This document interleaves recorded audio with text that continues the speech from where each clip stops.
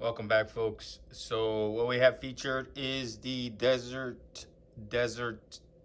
Destros Razorback. So this is one of those vehicles that I've been contemplating turning into an RC. I have a small video of my first attempt. It's probably about a year and a half, maybe 2 years ago. So when I tell you folks that sometimes I start a project and then I had to put it off to the side because I can't figure it out. No lie. And this is prime example.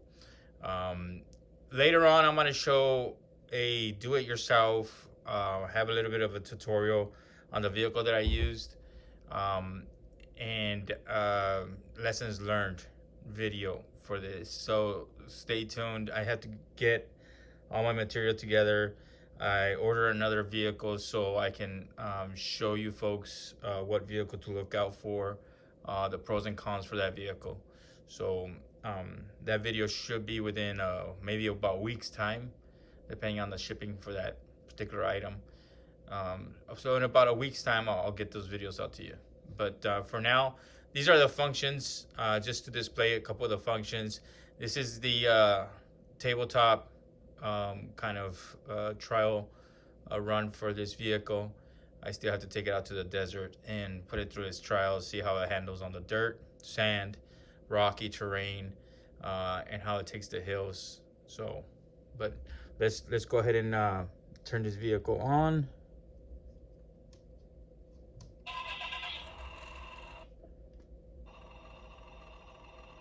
So it does feature the headlights. It does have the interior cab lights. Not sure if you can see them.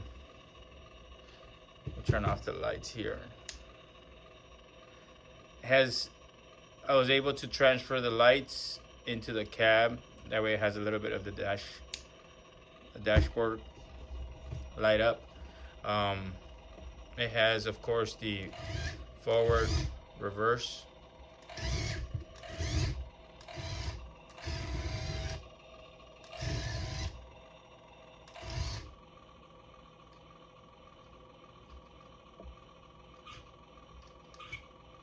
It has adjustable verticals.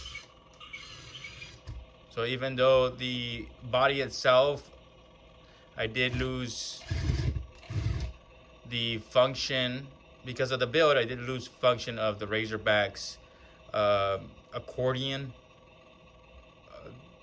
design, where it crunches up and it brings up that turret. Because of the design of the RC, it still allows it to stand up on its hind legs. So it's not much of an accordion as much as a lifting that turret. So that the turret, from what I can tell, the design of the vehicle gives that turret a little bit of better attack mode.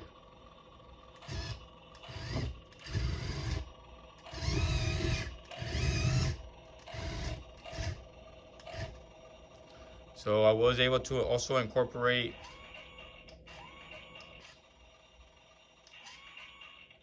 the, of course, the guns, and they do shoot from the RC.